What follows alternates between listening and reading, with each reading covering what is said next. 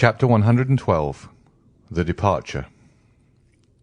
The recent event formed the theme of conversation throughout all Paris.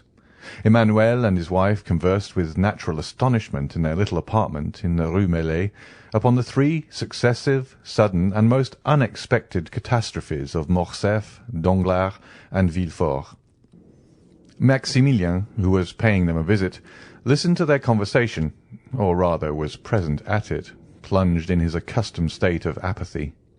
"Indeed," said Julie, "might we not almost fancy, Emmanuel, that those people so rich, so happy, but yesterday had forgotten in their prosperity that an evil genius, like the wicked fairies in Perrault's stories, who present themselves unbidden at a wedding or a baptism, hovered over them, and appeared all at once to revenge himself for their fatal neglect?" "What a dire misfortune!" said Emmanuel, thinking of Morcerf and Danglars.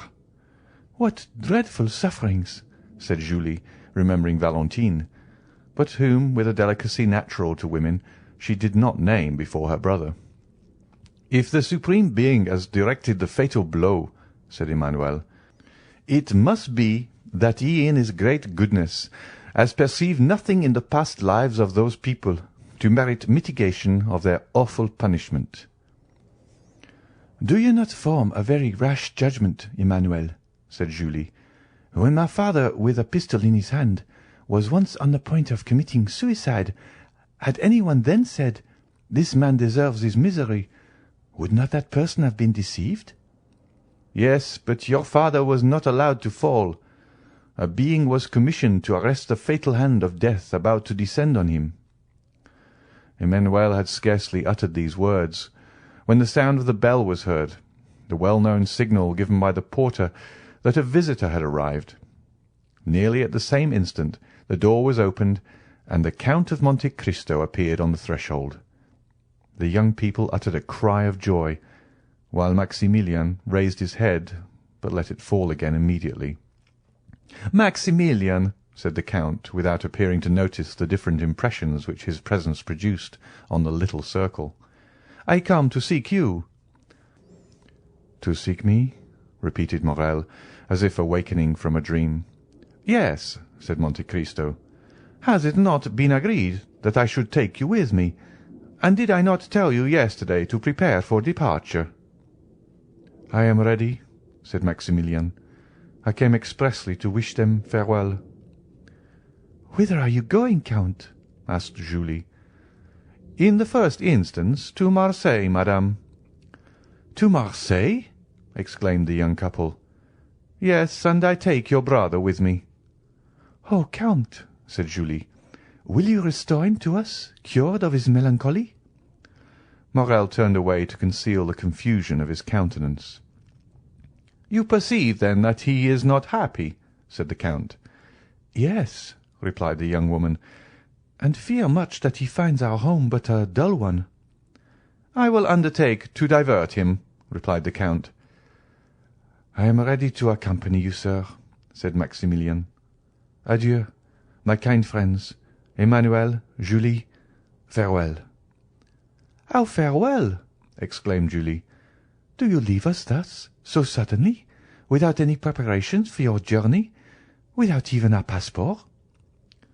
"Needless delays but increase the grief of parting," said Monte Cristo, "and Maximilien has doubtless proved himself with everything requisite. At least I advised him to do so." "I have a passport, and my clothes are ready packed," said Morrel, in his tranquil but mournful manner. "Good," said Monte Cristo, smiling. "In these prompt arrangements we recognize the order of a well-disciplined soldier." "And you leave us," said Julie, "at a moment's warning? You do not give us a day, no, not even an hour before your departure?" "My carriage is at the door, madame, and I must be in Rome in 5 days." "But does Maximilien go to Rome?" exclaimed Emmanuel. "I am going wherever it may please the Count to take me," said Morrel, with a smile full of grief. "I am under his orders for the next month." "Oh, heavens! How strangely he expresses himself!" said Julie. "Maximilien goes with me," said the Count in his kindest and most persuasive manner. "Therefore, do not make yourself uneasy on your brother's account." "Once more farewell, my dear sister. Emmanuel, adieu," Morel repeated. "His carelessness and indifference touch me to the heart," said Julie. "Oh, Maximilian, Maximilian, you are certainly concealing something from us." "Pah!" said Monte Cristo. "You will see him return to you gay, smiling, and joyful." Maximilian cast a look of disdain, almost of anger, on the Count. "We must leave you," said Monte Cristo. "Before you quit us, Count," said Julie, "will you permit us to express to you all that the other day—" "Madame," interrupted the Count, taking her two hands in his, "all that you could say in words would never express what I read in your eyes. The thoughts of your heart are fully understood by mine, like benefactors in romances. I should have left you without seeing you again, but that would have been a virtue beyond my strength, because I am a weak and vain man, fond of the tender, kind, and thankful glances of my fellow creatures. On the eve of departure, I carry my egotism so far as to say, do not forget me, my kind friends, for probably you will never see me again." "Never see you again?" exclaimed Emmanuel, while two large tears rolled down Julie's cheeks. "Never behold you again?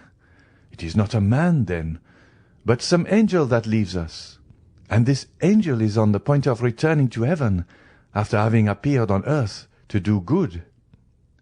"Say not so," quickly returned Monte Cristo. "Say not so, my friends. Angels never err. Celestial beings remain where they wish to be.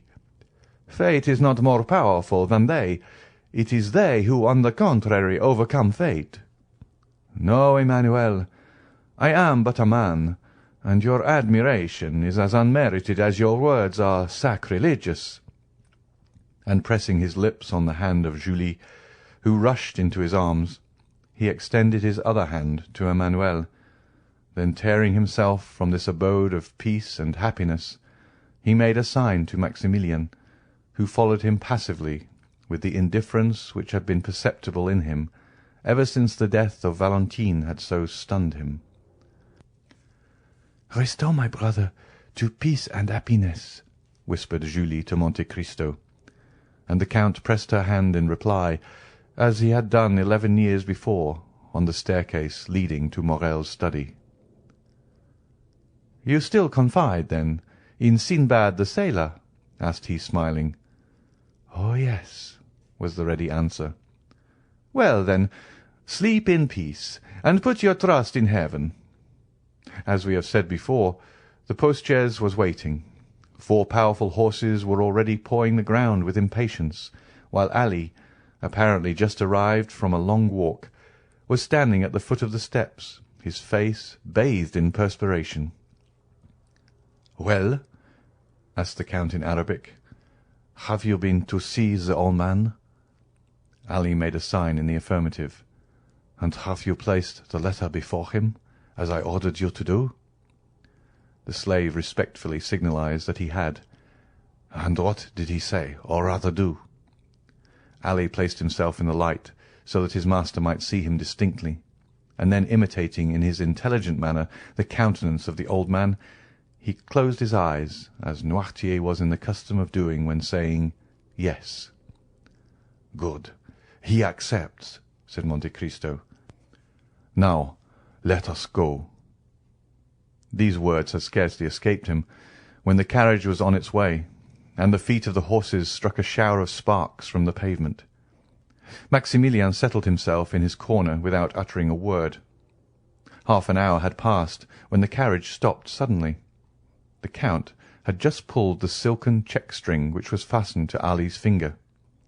The Nubian immediately descended and opened the carriage door. It was a lovely starlight night. They had just reached the top of the hill Villejuif, from whence Paris appears like a sombre sea, tossing its millions of phosphoric waves into light, waves indeed more noisy, more passionate, more changeable, more furious, more greedy than those of the tempestuous ocean. Waves which never rest as those of the sea sometimes do. Waves ever dashing, ever foaming, ever engulfing what falls within their grasp. The Count stood alone, and at a sign from his hand the carriage went on for a short distance. With folded arms he gazed for some time upon the great city. When he had fixed his piercing look on this modern Babylon, which equally engages the contemplation of the religious enthusiast, the materialist, and the scoffer. "Great city," murmured he, inclining his head and joining his hands as if in prayer. "Less than 6 months have elapsed since first I entered the gates. I believe that the Spirit of God led my steps to thee, and that he also enables me to quit thee in triumph. The secret cause of my presence within thy walls I have confided alone to him who only has had the power to read my heart. God only knows that I retire from thee without pride or hatred, but not without many regrets. He only knows that the power confided to me has never been made subservient to my personal good or to any useless cause. O great city, it is in thy palpitating bosom that I have found that which I sought. Like a patient miner, I have dug deep into thy very entrails to root out evil thence. Now my work is accomplished. My mission is terminated. Now thou canst neither afford me pain nor pleasure. Adieu, Paris. Adieu." His look wandered over the vast plain like that of some genius of the night. He passed his hand over his brow, got into the carriage. The door was closed on him, and the vehicle quickly disappeared down the other side of the hill in a whirlwind of noise and dust. 10 leagues were passed, and not a single word was uttered. Morel was dreaming, and Monte Cristo was looking at the dreamer. "Morel," said the Count to him at length, "do you repent having followed me?" "No, Count, but to leave Paris." "If I thought happiness might await you in Paris, Morel, I would have left you there." "Valentine reposes within the walls of Paris, and to leave Paris is like losing her a second time." "Maximilian," said the Count, "the friends that we have lost do not repose in the bosom of the earth, but are buried deep in our hearts, and it has been thus ordained that we may always be accompanied by them. I have 2 friends, who in this way never depart from me, the one who gave me being, and the one who conferred knowledge and intelligence on me. Their spirits live in me. I consult them when doubtful, and if ever do any good, it is due to their beneficent counsels. Listen to the voice of your heart, Morel, and ask it whether you ought to preserve this melancholy exterior towards me." "My friend," said Maximilian, "the voice of my heart is very sorrowful, and promises me nothing but misfortune." "It is the way of weakened minds to see everything through a black cloud. The soul forms its own horizons. Your soul is darkened, and consequently the sky of the future appears stormy and unpromising." "That may possibly be true," said Maximilian, and he again subsided into his thoughtful mood. The journey was performed with that marvellous rapidity which the unlimited power of the Count ever commanded. Towns fled from them like shadows on their path, and trees, shaken by the first winds of autumn, seemed like giants madly rushing on to meet them, and retreating as rapidly when once reached. The following morning they arrived at Châlons, where the Count's steamboat waited for them. Without the loss of an instant, the carriage was placed on board, and the 2 travellers embarked without delay. The boat was built for speed. Her 2 paddle wheels were like 2 wings with which she skimmed the water like a bird. Morel was not insensible to that sensation of delight which is generally experienced in passing rapidly through the air, and the wind which occasionally raised the hair from his forehead seemed on the point of dispelling momentarily the clouds collected there. As the distance increased between the travellers and Paris, almost superhuman serenity appeared to surround the Count. He might have been taken for an exile about to revisit his native land. Ere long Marseille presented herself to view. Marseille, white, fervid, full of life and energy. Marseille, the younger sister of Tyre and Carthage, the successor of them in the empire of the Mediterranean. Marseille, old yet always young. Powerful memories were stirred within them by the sight of the Round Tower, Fort Saint-Nicolas, the city hall designed by Puget, the port with its brick quays, where they had both played in childhood, and it was with one accord that they stopped on the Canebière. A vessel was setting sail for Algiers, on board of which the bustle usually attending departure prevailed. The passengers and their relations crowded on the deck, friends taking a tender but sorrowful leave of each other, some weeping, others noisy in their grief. The whole forming a spectacle that might be exciting, even to those who witnessed similar sights daily, but which had no power to disturb the current of thought that had taken possession of the mind of Maximilian from the moment he had set foot on the broad pavement of the quay. "Here," said he, leaning heavily on the arm of Monte Cristo, "here is the spot where my father stopped, when the Pharaon entered the port. It was here that the good old man, whom you saved from death and dishonour, threw himself into my arms. I yet feel his warm tears on my face. And his were not the only tears shed, for many who witnessed our meeting wept also." Monte Cristo gently smiled and said, "I was there," at the same time pointing to the corner of a street. As he spoke, and in the very direction he indicated, a groan, expressive of bitter grief, was heard, and a woman was seen waving her hand to a passenger on board the vessel about to sail. Monte Cristo looked at her with an emotion that must have been remarked by Morrel, had not his eyes been fixed on the vessel. "Oh, heavens!" exclaimed Morrel, "I do not deceive myself. That young man who is waving his hat, that youth in the uniform of a lieutenant, is Albert de Morcerf." "Yes," said Monte Cristo, "I recognized him." "How so? You were looking the other way." The Count smiled, as he was in the habit of doing when he did not want to make any reply, and he again turned towards the veiled woman, who soon disappeared at the corner of the street. Turning to his friend, "Dear Maximilian," said the Count, "have you nothing to do in this land?"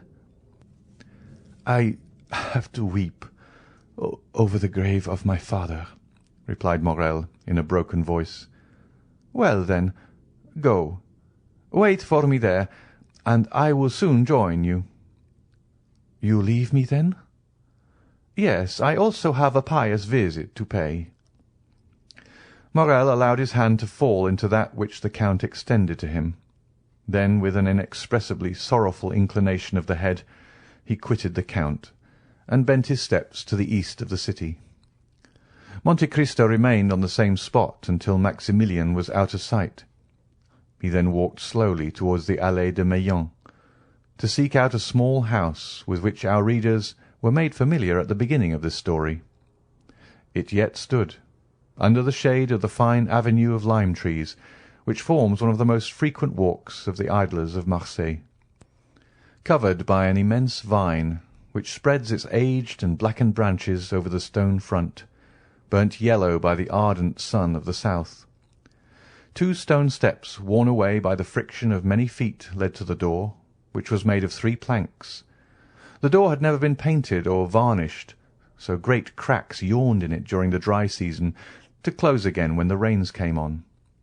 The house, with all its crumbling antiquity and apparent misery, was yet cheerful and picturesque, and was the same that old Dante formerly inhabited, the only difference being that the old man occupied merely the garret, while the whole house was now placed at the command of Mercédès by the Count. The woman whom the Count had seen leave the ship with so much regret entered this house. She had scarcely closed the door after her when Monte Cristo appeared at the corner of a street, so that he found and lost her again almost at the same instant. The worn-out steps were old acquaintances of his. He knew better than any one else how to open that weather-beaten door, with a large headed nail which served to raise the latch within. He entered without knocking, or giving any other intimation of his presence, as if he had been a friend or the master of the place. At the end of a passage paved with bricks was a little garden, bathed in sunshine and rich in warmth and light. In this garden Mercédès had found, at the place indicated by the Count, the sum of money which he, through a sense of delicacy, had described as having been placed there 24 years previously. The trees of the garden were easily seen from the steps of the street door. Monte Cristo, on stepping into the house, heard a sigh that was almost a deep sob. He looked in the direction whence it came, and there, under an arbour of Virginia jessamine, with its thick foliage and beautiful long purple flowers, he saw Mercédès seated with her head bowed and weeping bitterly. She had raised her veil, and with her face hidden by her hands was giving free scope to the sighs and tears which had been so long restrained by the presence of her son. Monte Cristo advanced a few steps, which were heard on the gravel. Mercédès raised her head, and uttered a cry of terror on beholding a man before her. "Madame," said the Count, "it is no longer in my power to restore you to happiness, but I offer you consolation. Will you deign to accept it as coming from a friend?" "I am indeed most wretched," replied Mercédès, "alone in the world. I had but my son, and he has left me." "He possesses a noble heart, madame," replied the Count, "and he has acted rightly. He feels that every man owes a tribute to his country. Some contribute their talents, others their industry.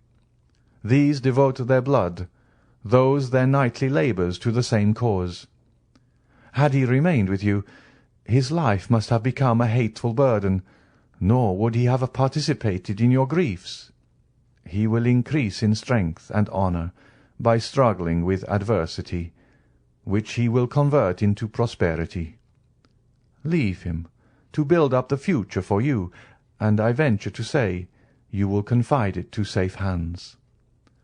"Oh," replied the wretched woman, mournfully shaking her head, "the prosperity of which you speak, and which, from the bottom of my heart, I pray God in his mercy to grant him, I can never enjoy. The bitter cup of adversity has been drained to me to the very dregs, and I feel that the grave is not far distant.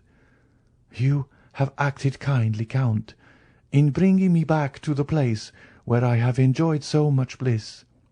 I ought to meet death on the same spot where happiness was once all my own."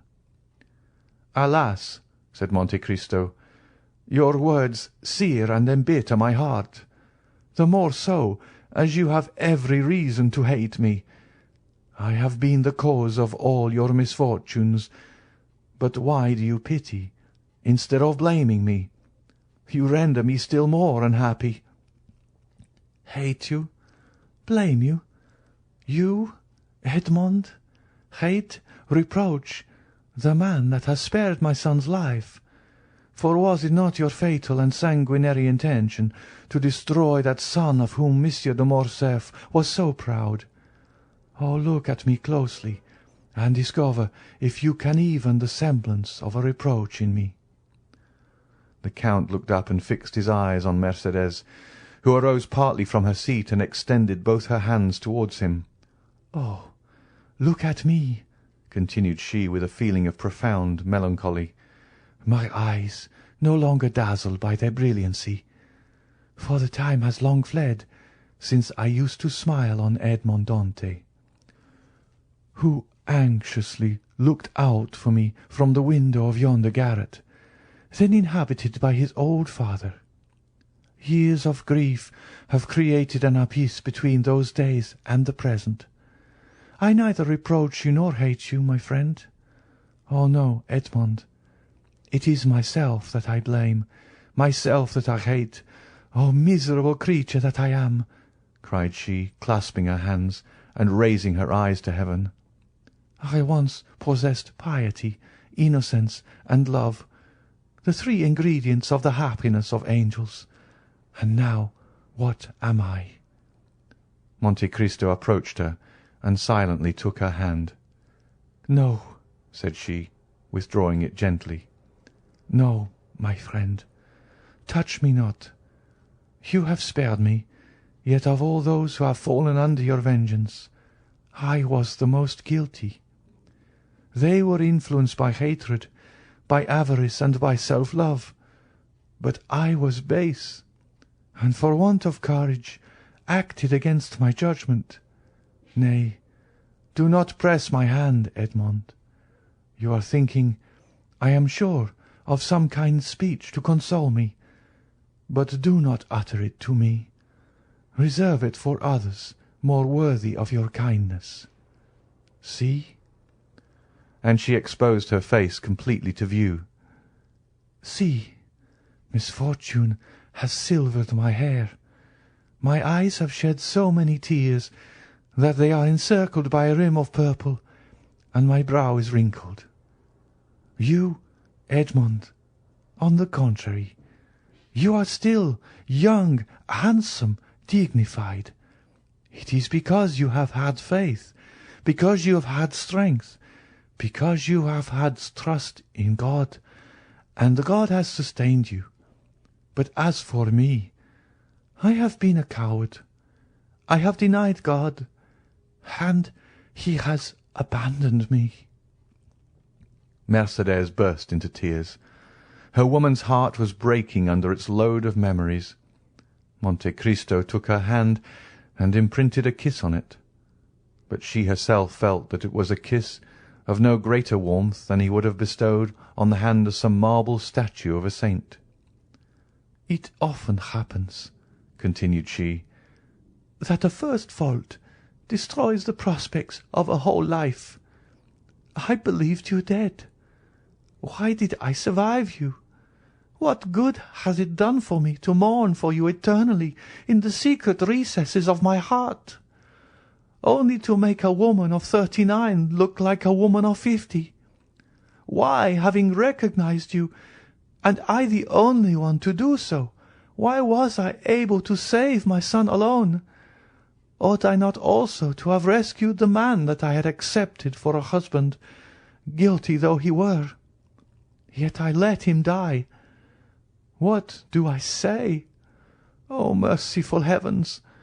Was I not accessory to his death by my supine insensibility, by my contempt for him, not remembering or not willing to remember that it was for my sake he had become a traitor and a perjurer? In what am I benefited by accompanying my son so far, since I now abandon him and allow him to depart alone to the baneful climate of Africa? Oh, I have been base, cowardly, I tell you. I have abjured my affections, and like all renegades I am of evil omen to those who surround me." "No, Mercédès," said Monte Cristo, "no, you judge yourself with too much severity. You are a noble-minded woman, and it was your grief that disarmed me. Still I was but an agent, led on by an invisible and offended deity, who chose not to withhold the fatal blow that I was destined to hurl. I take that God to witness, at whose feet I have prostrated myself daily for the last 10 years, that I would have sacrificed my life to you, and with my life the projects that were indissolubly linked with it. But, and I say it with some pride, Mercédès, God needed me, and I lived.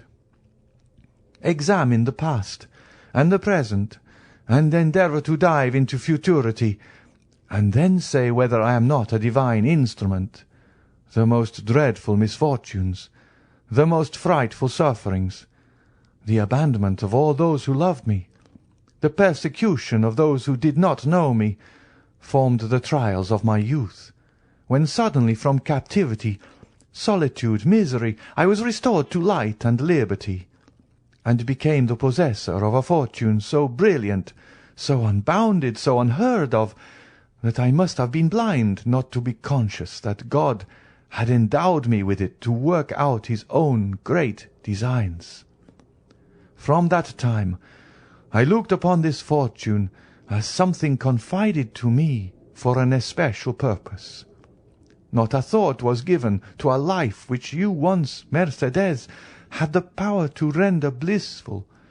Not 1 hour of a peaceful calm was mine, but I felt myself driven on like an exterminating angel.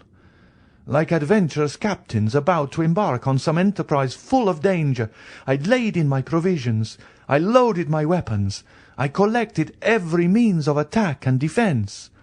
I inured my body to the most violent exercises, my soul to the bitterest trials. I taught my arm to slay, my eyes to behold excruciating sufferings, and my mouth to smile at the most horrid spectacles. Good-natured, confiding and forgiving as I had been, I became revengeful, cunning and wicked, or rather immovable as fate. Then I launched out into the path that was open to me. I overcame every obstacle and reached the goal, but woe to those who stood in my pathway. "Enough," said Mercedes, "enough, Edmond. Believe me that she who alone recognized you has been the only one to comprehend you. And had she crossed your path, and you had crushed her like glass, still, Edmond, still she must have admired you. Like the gulf between me and the past, there is an abyss between you, Edmond, and the rest of mankind. And I tell you freely that the comparison I draw between you and other men will ever be one of my greatest tortures. No, there is nothing in the world to resemble you in worth and goodness. But we must say farewell, Edmond, and let us part." "Before I leave you, Mercedes, have you no request to make?" said the Count. "I desire but one thing in this world, Edmond, the happiness of my son." "Pray to the Almighty to spare his life, and I will take upon myself to promote his happiness." "Thank you, Edmond." "But have you no request to make for yourself, Mercedes?" "For myself I want nothing. I live, as it were, between two graves. One is that of Edmond Dantès, lost to me long since. He had my love. That word ill becomes my faded lip now, but it is a memory dear to my heart, and one that I would not lose for all that the world contains. The other grave is that of the man who met his death from the hand of Edmond Dantès. I approve of the deed, but I must pray for the dead." "Your son shall be happy, Mercedes," repeated the Count. "Then I shall enjoy as much happiness as this world can possibly confer." "But what are your intentions?" "To say that I shall live here, like the Mercedes of other times. Gaining my bread by labour would not be true, nor would you believe me. I have no longer the strength to do anything but to spend my days in prayer. However, I shall have no occasion to work, for the little sum of money buried by you, and which I found in the place you mentioned, will be sufficient to maintain me. Rumour will probably be busy respecting me, my occupations, my manner of living. That will signify but little." "Mercedes," said the Count, "I do not say it to blame you, but you made an unnecessary sacrifice in relinquishing the whole of the fortune amassed by Monsieur de Morcerf. Half of it at least by right belonged to you, in virtue of your vigilance and economy." "I perceive what you are intending to propose to me, but I cannot accept it, Edmond. My son would not permit it." "Nothing shall be done without the full approbation of Albert de Morcerf. I will make myself acquainted with his intentions, and will submit to them. But if he be willing to accept my offers, will you oppose them?" "You well know, Edmond, that I am no longer a reasoning creature. I have no will, unless it be the will never to decide. I have been so overwhelmed by the many storms that have broken over my head, that I am become passive in the hands of the Almighty, like a sparrow in the talons of an eagle. I live because it is not ordained for me to die. If succour be sent to me, I will accept it." "Ah, madame," said Monte Cristo, "you should not talk thus. It is not so we should evince our resignation to the will of Heaven. On the contrary, we are all free agents." "Alas!" exclaimed Mercédès, "if it were so, if I possessed free will, but without the power to render that will efficacious, it would drive me to despair." Monte Cristo dropped his head, and shrank from the vehemence of her grief. "Will you not even say, 'You will see me again'?" he asked. "On the contrary, we shall meet again," said Mercédès, pointing to heaven with solemnity. "I tell you so, to prove to you that I still hope." And after pressing her own trembling hand upon that of the Count, Mercédès rushed up the stairs and disappeared. Monte Cristo slowly left the house and turned towards the quay. But Mercédès did not witness his departure, although she was seated at the little window of the room which had been occupied by old Dante. Her eyes were straining to see the ship which was carrying her son over the vast sea, but still her voice involuntarily murmured softly, "Edmond, Edmond, Edmond."